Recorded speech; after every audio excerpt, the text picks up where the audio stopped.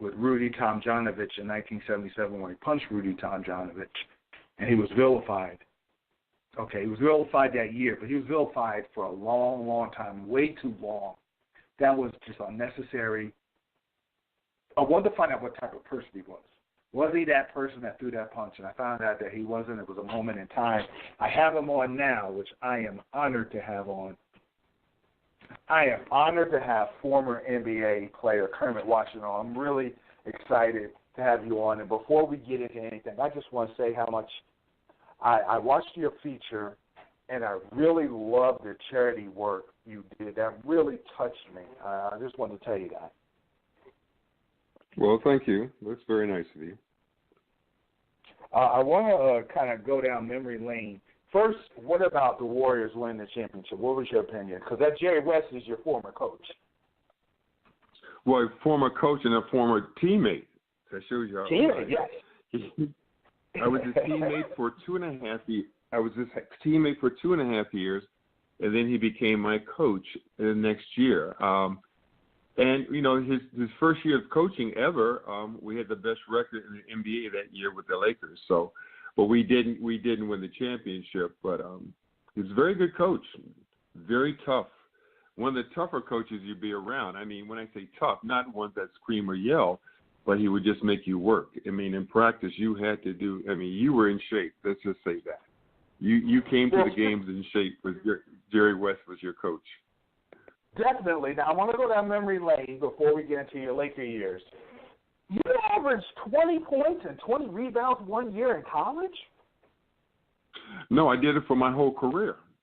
Your whole career in college? Oh, my gosh. Yes. I did not know that. For 3 years. Well, wow, at American University. American University. Well, America doesn't play the teams that we used to play back. That's 40-some years ago. But we beat Syracuse, St. John's, Georgetown, Virginia Tech. We beat them all back then. But they changed to two different conferences. When I played, we were Middle Atlantic, I think. It was LaSalle, Temple, St. Joe's, Drexel, ourselves. But we played some really good teams.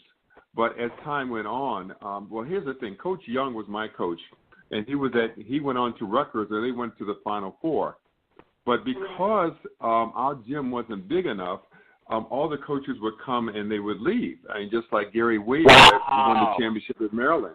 He coached at American University, but they just couldn't pay those coaches. But the problem was, we always beat Georgetown and George Washington in the local schools. Then Maryland would never play us.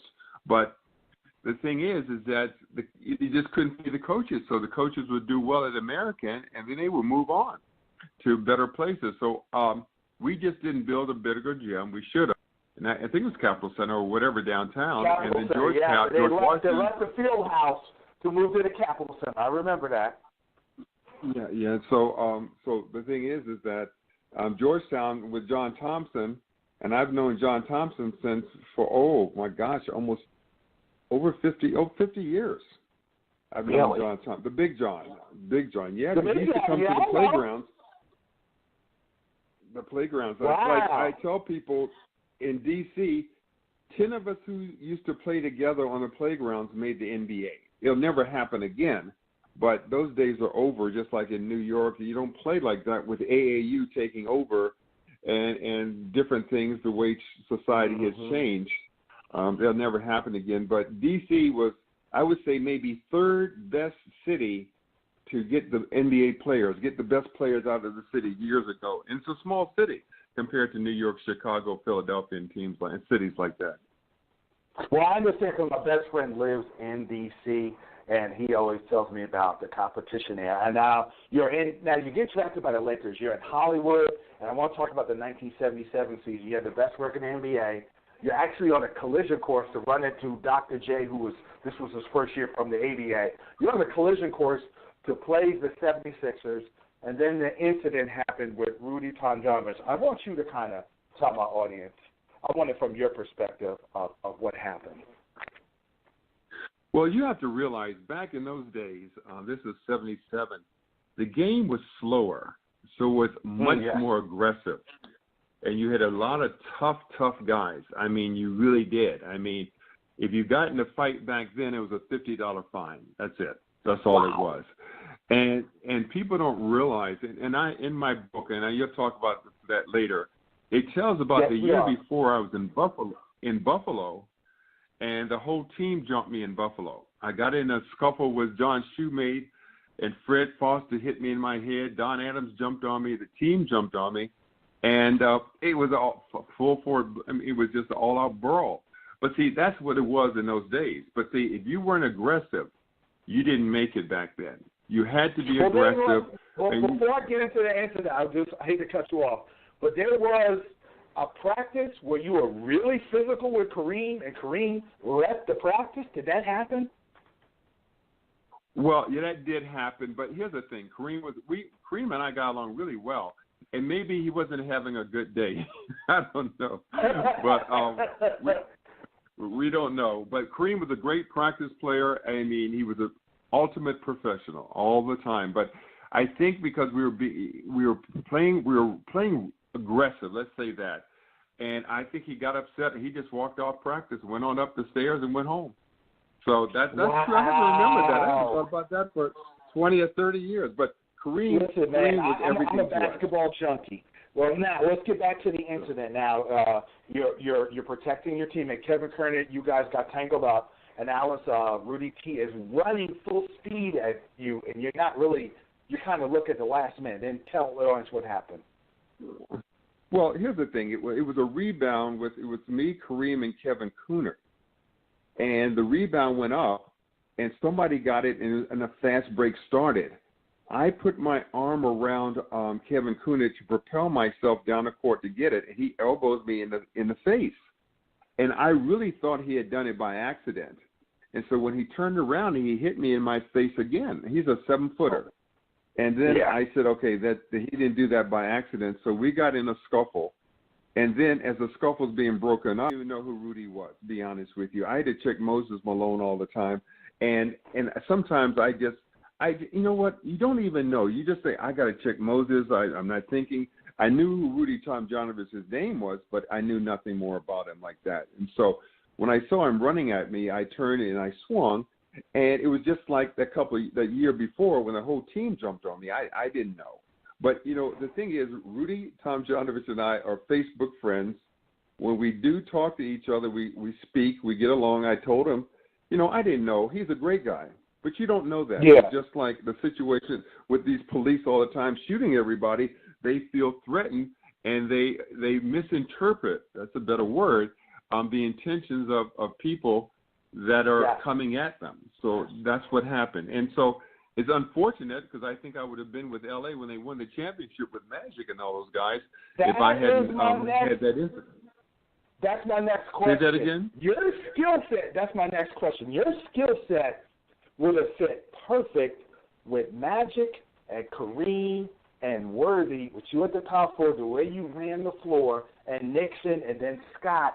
I think that, unfortunately, I think you would have plugged right into what Pat Riley would have done. And Pat Riley, believe, would have really loved you with your physical play. Well, Pat Riley was my teammate, too. That's right. My teammate with the Lakers, too. See, you're going way back. See, people don't realize that, you know, I'm almost 66. And so you know what? Because they had Rambis there or AC Green, yes, I could have done what they did. But I was only, here's the thing, I tell people, after if you take out the first couple of years when I had to sit on the bench, I was like a 10-point, 10-rebound guy. That's all I was. I was nothing special. I was always in good shape, though, very, very good shape, and I played good defense. Yeah. Well, you know what? You just have to be strong back then. The game now, you can be fast. I mean, the game now deals with quickness. And that's why Petruccia, I hate to say this, in the game last night, I said, why did they put him in the game? The center for Golden State, Petruccia. Oh, he's just, to me, I've been saying that for weeks. I said, I was screaming at the TV, please take him out. I mean, he's just not fast enough. And I don't know why they didn't play McGee. I was saying, why isn't McGee in the game? He can run the court, but you know what? Cleveland doesn't really have a center, but they don't really need a center. They just need somebody who can get up and down the court because they're running team too. And here's the thing. I don't mean to change the subject, but everybody said it's LeBron against 5. Hey, Kyrie Irving, in my opinion, is the top 10 player in the league. Yeah. I'm telling you, the top 10 in the league. And they say, so I'm saying, well, Golden State has 2 of the top 10, and Cleveland has 2 of the top 10. But then Golden State has a few more. Oh, yeah, Love. And Love is top, I would say top 20, 25 in the league. So, so I don't know what they're talking about. It's LeBron. Well, if you look at the stats, Kyrie averaged almost as much as LeBron did in the games. It was a great game. I mean, you're looking at talent. I mean, you're looking at some unbelievable plays, play after play after play yesterday. Just incredible. Just incredible game. Definitely. And then getting back to you were vilified way too long. I mean, it was an incident. I thought it was way too unfair. One thing, if you get the suspension, then it should be over with, but you were never allowed to live your life without that being plagued. But you had a really good friend in Pete Newell. Explain to my audience about him. Well, Pete Newell is the guy, he was the general manager of the Lakers who drafted me in 1973. I was the 5th player picked out of college.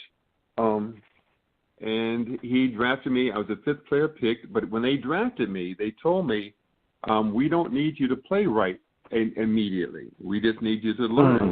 But, when you're very young, you think, I'm going to play. I'm going to play. I'm going to get a lot of playing time. But, no, that's not true. The difference was I was a center in college, a 6'8" center. When I went to pros, they put me at the forward position, and that's facing the bucket as opposed to having your back to the bucket. That's just like all of a sudden putting Tristan Thompson out as a wing.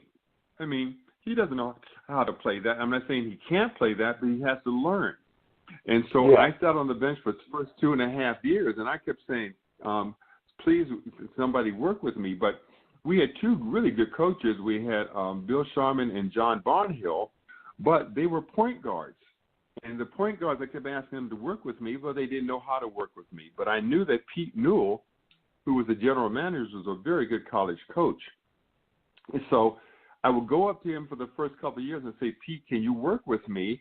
He says, I can't because it'll look bad, me working with you, when we have coaches down there that's supposed to have the ability to work with you.